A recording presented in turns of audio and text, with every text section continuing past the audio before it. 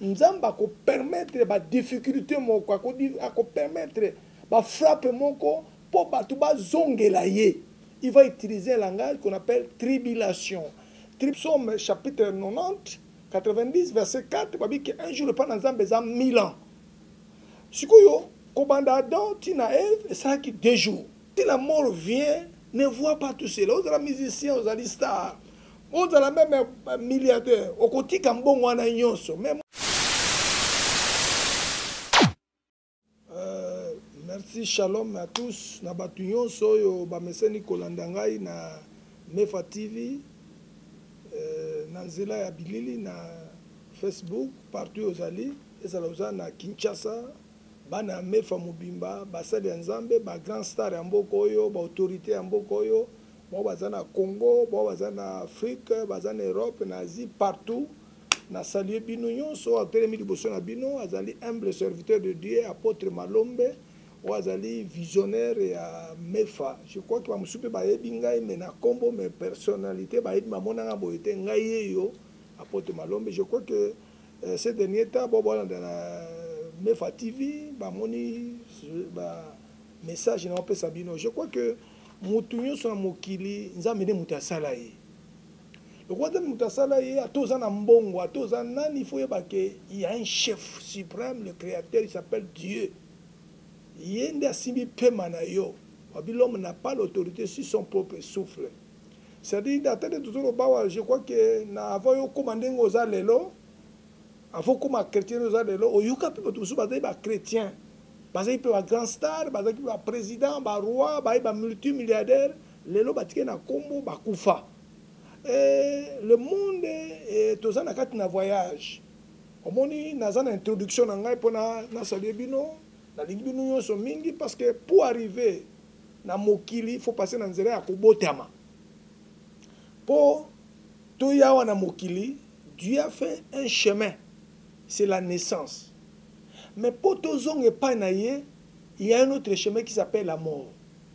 La la mort, c'est quoi? C'est la sortie de l'âme dans un corps. Pe mutu, nous autres zongi poussière, pe mouli me zongi passe les alaks. C'était ma première prédication, mais na zongi lango parce que son les alaks qui m'a ben na mi commission yakiwana. Voilà, je crois que je vous salue beaucoup, beaucoup en Afrique, en Europe, partout au Landangawa. Donc, les autres partager la bino quelque chose de très important. On a parlé bino que le monde est en terme, mokili est comme une souka. Yo mutu oza ko compter na mbongo na yo, ozo compter na kistar na yo, na kipaster na yo, na chrétien na yo ozali. Je vous avertis, na même bino un avertissement spirituel. Parfois na vie na yo ozo ko s'embrouiller. Dieu parle tantôt d'une manière, tantôt d'une autre, on ne prend point garde. Quand Dieu parle, il peut utiliser une maladie, à utiliser problème, à utiliser guerre, comme un avertissement. Mais les gens ne prennent point garde à discerner comment Dieu parle. Je crois que avant la paix, je ne sais pas si tu as parlé sur les tribulations, la tribulation. Tribulation, miyoko, ils allaient prévenir l'attente de la fin. Jésus, c'est un grand Dieu. C'est le créateur du ciel et de la terre. Toutes choses visibles et invisibles, c'est lui le créateur. Nous salier place Azali, comme Jésus-Christ, Azali entouré na 24 veillards, bazongouma mele koboa kamitole, pe ba 4 êtres vivants, pe azan entouré na ba milliers de myriades des anges, bazongouma mele 100, pe azan liboso na mer de verre cristal, azotala batunyo sur na boule, mokila ko na boule na tennis, azotala yango pe azan entouré na arc-en-ciel, pe azot contrôler le monde entier, il s'appelle Jésus, le roi des rois. Voilà, tribulation c'est quoi d'abord? Tribulation, ils ont diverses souffrances. Ils ont une fluxion et à diversité. C'est-à-dire, les choses qui ne donneront jamais la paix au monde. C'est-à-dire, ils ont un dans ces derniers temps, ils ont la kimia. Tribulation, ils ont permettre des difficultés, permettre des frappes, pour il va utiliser un langage qu'on appelle tribulation. Tribulation, ezali affliction, ezali adversité, ezali ba diverses souffrances oyo yo kolinga te ya na santé na yo, kolinga te ya na économie na yo, kolinga te ya na monde. Ba médecin ba kosala tout ba empêcher yango. Comme tu as na maladie coronavirus, ezali ba maladie moko, on peut interpréter que ba sali, mais Bible dit que qui dira qu'une chose arrive sans que le Seigneur l'ait ordonné. Dieu peut utiliser un païen pour frapper le monde. Dieu peut utiliser un homme de paix pour donner la paix au monde. Dieu utilise les êtres humains comme un instrument et un langage. Tribulation, ezali ba signe. Jésus a lingai à la porte. Depuis que masali mokili, asali mokina 6 jours. Nazozonga pe na mo historiquement pour comprendre yango. Abanda kobanda Adam na Ève, tant ba sali bango na mokili. Qui naissance ya Abraham sera qui 2 jours. Na 2 jours wana sotengi na psaume chapitre 90 90 verset 4 babi que un jour pas nzambe za 1000 ans. Sikoyo kobanda Adam tina Ève sera qui 2 jours. 2000 ans na vision nzambe. Kobanda Abraham ti kokoma na époque ya Jésus-Christ et c'est sur 2 jours. Et kobanda époque ya Jésus-Christ ti kokoma na 2000 ans et ça li 3 jours.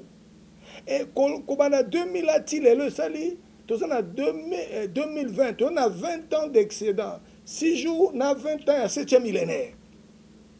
Il faut bien comprendre, tout ça, la calcul, moi, on connaît aux Aliwana, on a parlé sur les tribulations.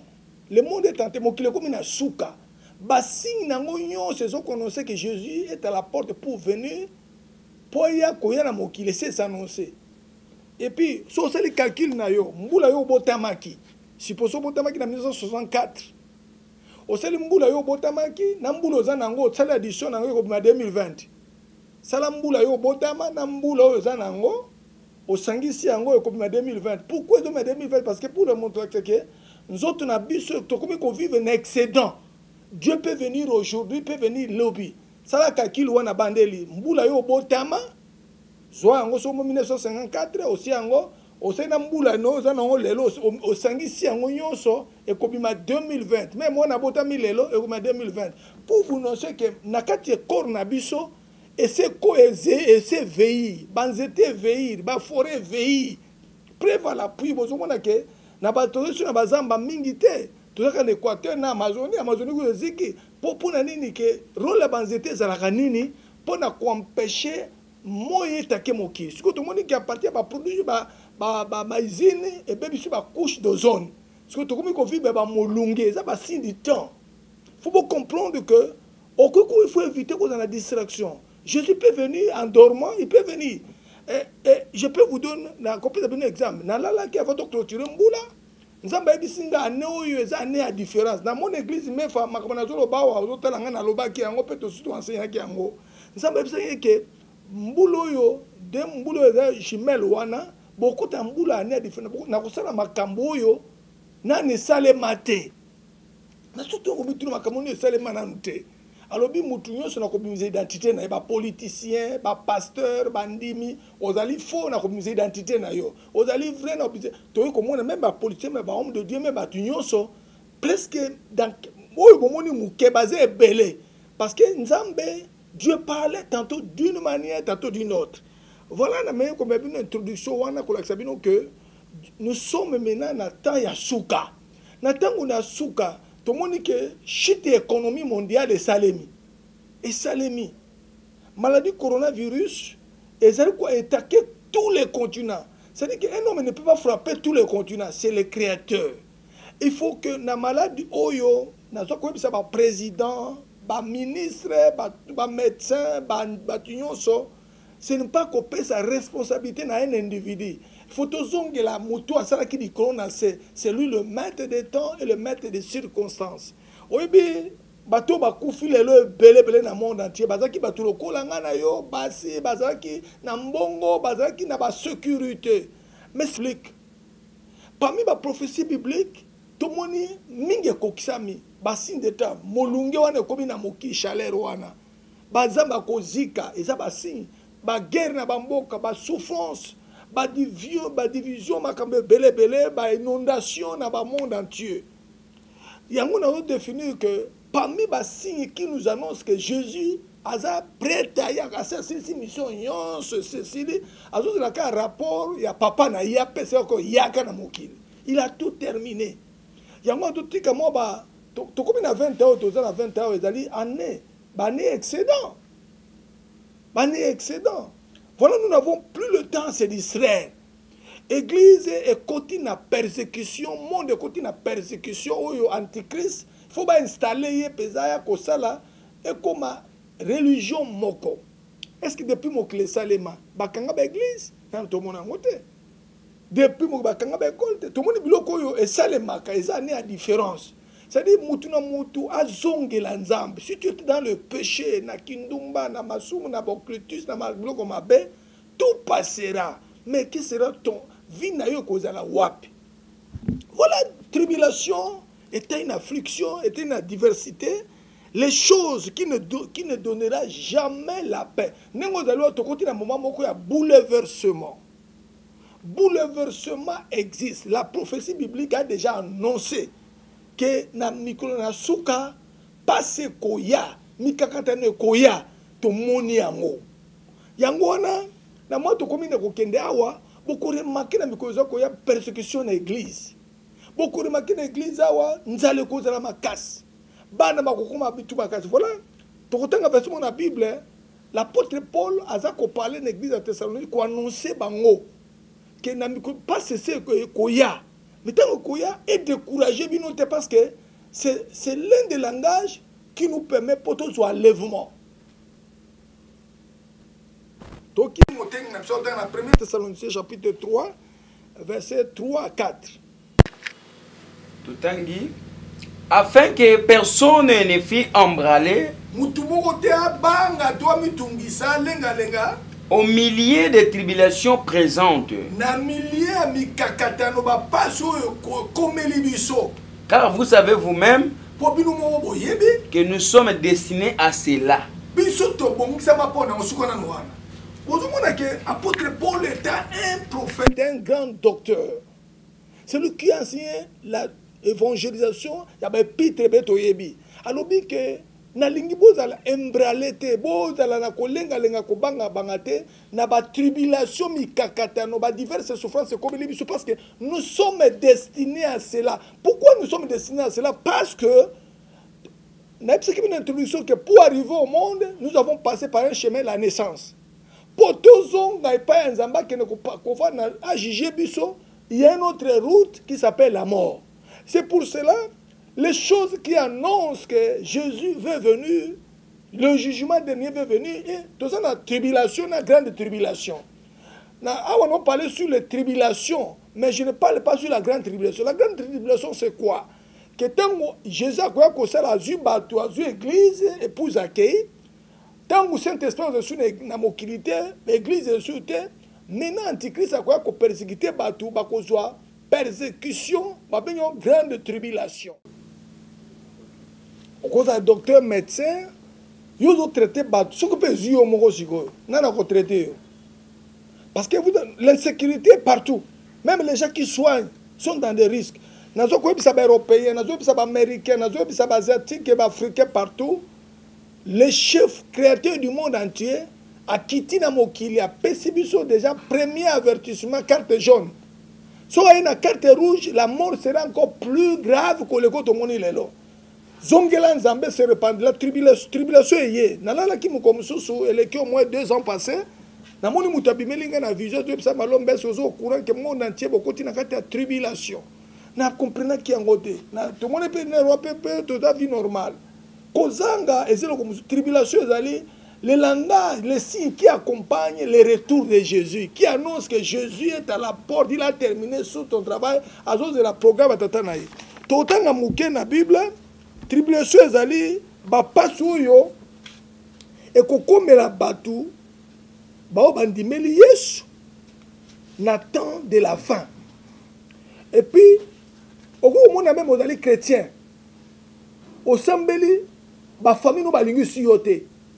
Ozu mobali abiki entre église nanga olingi nini ba musubali ba olega to momoni makamono yoso ko se décourager te na mona ki na Facebook na moni mona moko azala ki azali mon indienne asamba animiki Jésus Christ famille na ye ba parents ne ba kangi botola kiango ba kangi ba beti mabanga ba tumbi na moto akufi parce que ayambaki Jésus persécution za na ba forme belé okozo pe musala parce que bokitis bali balingi yote balongole na musala okozo pe musala mais chef rabika bimano mwasi tangu yo boya bengani yo na musala et ça ba persécution na tribulation et ça dit ba langage mi balé o etambola ke sika moko ezaka langage moko eza bitumba ba souffrance to tanga na bible pour na toke na fin église primitive bandi ya liboso bantoma babimi apôtre Pierre na ba Jacques mais tango église comme roi ça t'a utilisé Hérode pas persécuter église et dans Acte chapitre 12 verset 1 à 11 tokusuka wana poto leka pas ali quelques minutes seulement pour na me fatina o salier bo partager message oyo na baninga na bino bozo zwango ezali bo partager na Facebook bo tanyo c'est me fativi wa yote bino révéler apôtre Malombe tanga wana Acte chapitre 12 1 à 11. Vers le même temps, le roi Hérode s'est mis à maltraiter quelques membres de l'église et il fit mourir par l'épée Jacques, frère de Jean. Voyant que cela était agréable aux Juifs, il fit encore arrêter Pierre. Et c'était pendant le jour de pain sans levain. Après l'avoir saisi et jeté en prison, il le mit sous les gardes de 4 escouades, de 4 soldats chacune, avec l'intention de les faire comparaître devant le peuple après la Pâque. Pierre donc était gardé dans la prison et l'église est nécessaire d'adresser pour lui des prières à Dieu. La nuit qui précéda, le jour où Hérode allait le faire comparaître, Pierre, lié de 2 chaînes, dormait entre 2 soldats. Et des sentinelles devant la porte gardaient la prison. Et voici, un ange du Seigneur survint, et une lumière brilla dans la prison. L'ange réveilla Pierre. On le frappa au côté et en disant, « Lève-toi promptement. » Les chaînes tombèrent de ses mains et l'ange lui dit, « Mets ta ceinture et tes sandales. » Et il fit ainsi. L'ange lui dit encore, « Enveloppe-toi de ton manteau et suis-moi. » Pierre sortit et le suivit, ne sachant pas ce qui se faisait par l'ange, fut réel et s'imaginait avoir une vision. Je crois que tout autant la persécution à Liboso, l'église primitive, quand l'église Jésus accueille, a Koufi accueille, baye kotia christianisme, baye ko installé en haut. Babe yango église primitive, ils ont conduit à 12 apôtres. Pierre a dit que le numéro 1 a été géré en haut na apôtre mususu. Mais comme une période de roi Hérode, l'époque où on a eu roi, la Bible dit que et comme une période où il fallait fêter Pâques à Kangi, Pierre na Jacques, pe a kati mutu ya Jacques abomi pe a Kangi Pierre ma kolomi ba na maboko ba sona ba okengela ye. Tout le monde dit que non, Pierre c'est un homme de Dieu, il est très puissant à Jacques. Mais tant que tribulation y ba persécution y, Dieu a permis cela. Moussala Nzambe ça toujours gâteau, ça toujours ba miel été. Et ça, à un moment où il y a élévation, un moment où il y a humiliation. Les chrétiens n'aiment pas souffrir, mes frères et sœurs dans le Seigneur. Souffrance, c'est un langage où ils sont approchés vers une grande dimension de la grandeur. Tout le monde, Pierre, n'a Jacques, persécution, Jacques va catcher Moutou, Pierre va mourir. Pour vous dire que persécution, c'est l'une des prophéties qui annonce que Moutou a mis Jésus. Satan quoi qu'on dit, Hérode a dit magie à Satan. Oza na bitumba belé na dibala na, oza bitumba belé na ndakuna, oza bitumba na économie na, oza président, oza na bitumba pour te dire que et si que l'ipamboli ezali, et si que diable ezali, on ne peut pas réussir la vie gratuite. Mon ninga, ne se décourage pas. Tribulation ezali l'un des visas qui t'amènera au ciel sur longue yango. Le ciel, c'est un endroit le plus meilleur que les Cameroun. Ce qui est États-Unis, l'Europe, parce que les États-Unis, je ne peux pas dans Lola. C'est que Lola n'est pas un pays. Lola, c'est une place au créateur avant de salir. Oh, il y a construit. Raté nous, ce que nous Lola. Nous avons permettre à l'ingé à tailler l'homme intérieur à temps la mikakatan. Donc, nous avons comme un grand. Dieu permet de tribuer. Kouanga na nzambe te. Tala bi Jacques. Andimba kate mutu akufa na kombo na Yesu. To komi na moma moko boye bandeko. Oyo coronavirus ekoleka. Monsieur koya. Ba koka ba église, ba coperciter ba église. Mais pour nous montrer question de ce qui annonce que nous sommes dans le bon sens. Na salie binuyos, si tu es malade, que Dieu te donne la guérison. Ce que tu as découragé na ba pote que Dieu te visite miraculeusement. Je demande à Dieu de faire un grand miracle au nom de Jésus. Merci, Pasteur Ozali. Nous annonçons que tribulation, tu continues la tribulation, la période où l'économie est un monde chité. Beaucoup de gelé, beaucoup comprendre, parce que c'est l'un des prophéties bibliques que nous allons faire dans Mokil. Mais tu souhaites que Jésus nous a en charge. Peu makila na Yesu, tu allons détruire le coronavirus dans le monde entier. Que moto na nzambe nzambe wa sali lola na zikolo wa areta kimbula sala yango na salie batu nyonso pe na salie bana mefa nyonso nzamba pambola bino ba chrétien nyonso ba sala nzambe nyonso leo na partager na bino pona me ko réveiller mécanisme na bino que mokilo yo eza na commencement pe na fin nango yo botamaki ozoki ne pe na suka na yo. Es-tu prêt à être enlevé? Est-ce que ba kotika mbongo na bana ko tonga au finga basali nzambe ba ke non que il y aura un moment que ba ke non basali nzambe a valeur na pambolio na bondeli si pas Ozali. Si tu es malade, recevez le miracle. Obela ka mutu passe libu mu passe obela ka ba postat au malade dans l'hôpital. Je donne à l'onction de te guérir au nom de Jésus. Même ba kango ba chaîne, même ba blocayo miracle ça le melayo na kombo na Yesu. Amen. Ciao. Zaba pambola bino.